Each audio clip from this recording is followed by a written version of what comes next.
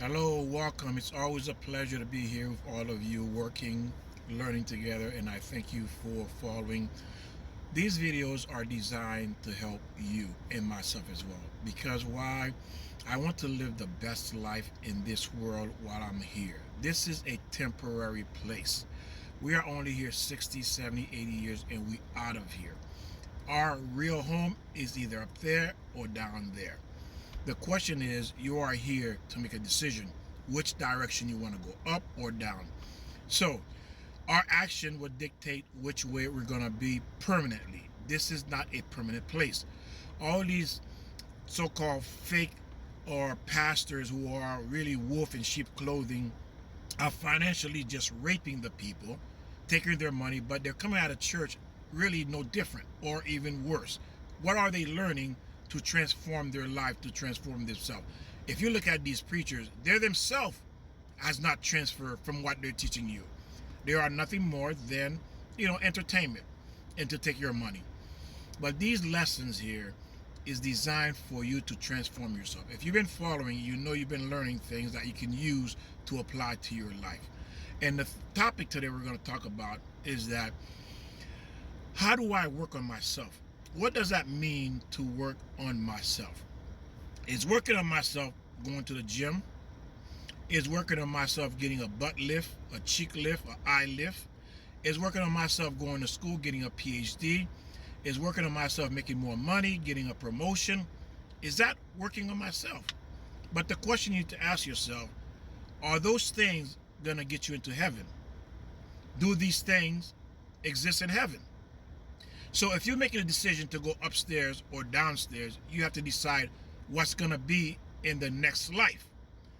Do these things going to help me to get into heaven? The answer is no. You're not going to heaven if you think these are the things you need to do to work on yourself to become a better person, to prepare for your permanent place that you're going to be forever. Okay, listen to the word forever. It's not going to change once you make that decision.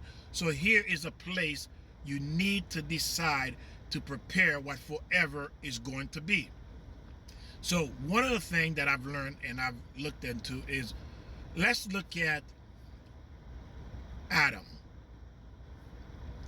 What did he want? Now, we've learned that he ate from the fruit and then he was cast out, and that's the more of the story, is why we look like we look today. So really, what's the real reason behind Adam? Well, when Adam ate from that fruit, there was two trees. One was a tree of knowledge and the other one was a tree of life. So Adam said, this God is so graceful, so perfect, so wonderful. How do I give back to him? I'm just normal, I'm nothing. How do I give it back to him? And he says, well, maybe if I eat from the tree of knowledge, then the tree of knowledge will tell me what a tree of life is. Now I can go eat from the tree of life and live forever to serve this God. Hence, he wants to serve God. He's not looking to go to the gym. He's not looking to fix his body. He's not looking to increase his portfolio or bitcoins. It has absolutely nothing to do with those things. You see that?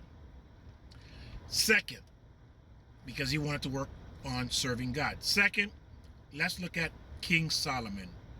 All of us knows about King Solomon. Now, this is the wisest man who ever lived. God says there will never be anyone wiser than him. So let's look at King Solomon. Imagine God comes to you and says, whatever you want, I will give you. Imagine a blank check. Write any number you want on that check. And that's what God offered King Solomon. What did he say? King Solomon says, give me wisdom. Why would this man ask for wisdom? Why not to be a Bill Gates or to be the emperor or the king of the entire world? Because God says whatever you want. He says, give me wisdom. Why?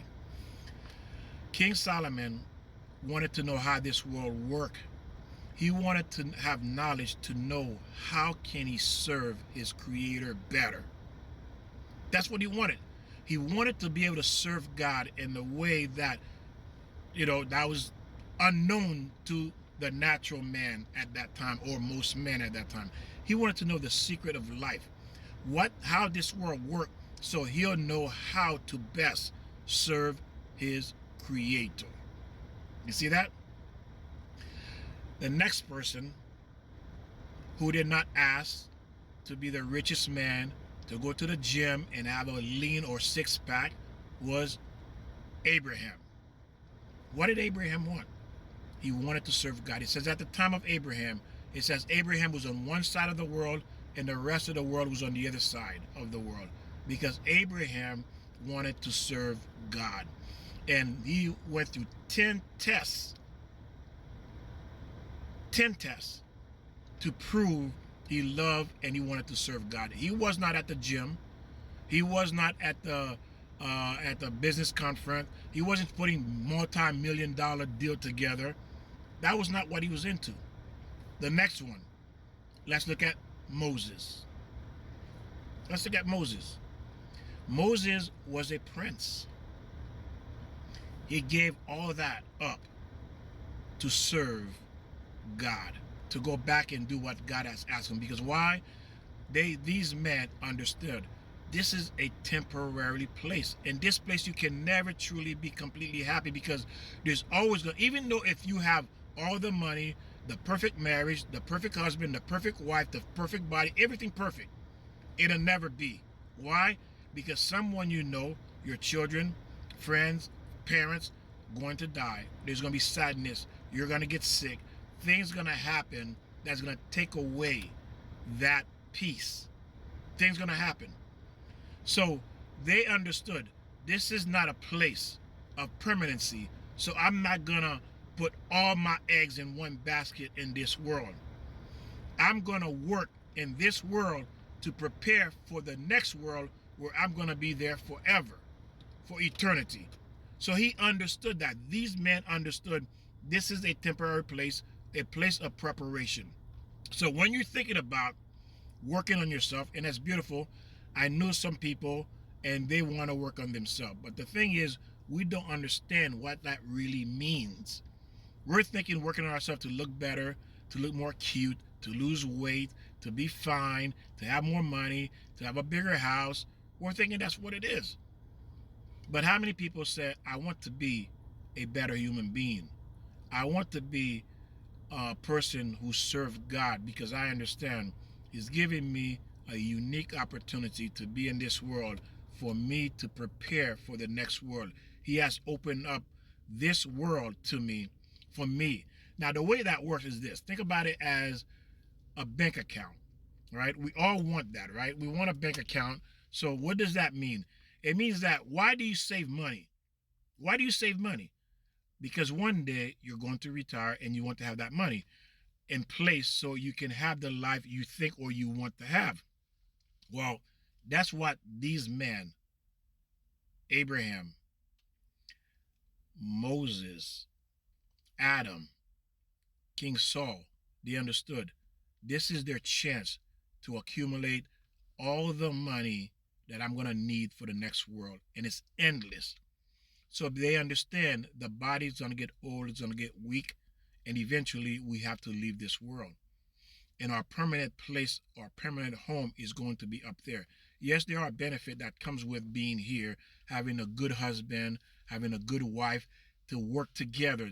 So that way, because by the way, husband and wife, if you are married and you're one of you going to hell, the other one's going with you, because you are tied to that. I know, I found that out myself. Because again, this is why it says, and God allow, we'll talk about that too, divorces, because He understands. Yes, it's called a get is a divorce. Okay? And divorce does exist in the Old Testament. Okay? It does exist. God gives permission for divorce. We'll cover that in the next video. But again, God understands. He creates you. You're going to make mistake. You're going to marry the wrong person. You're going to be with the wrong person.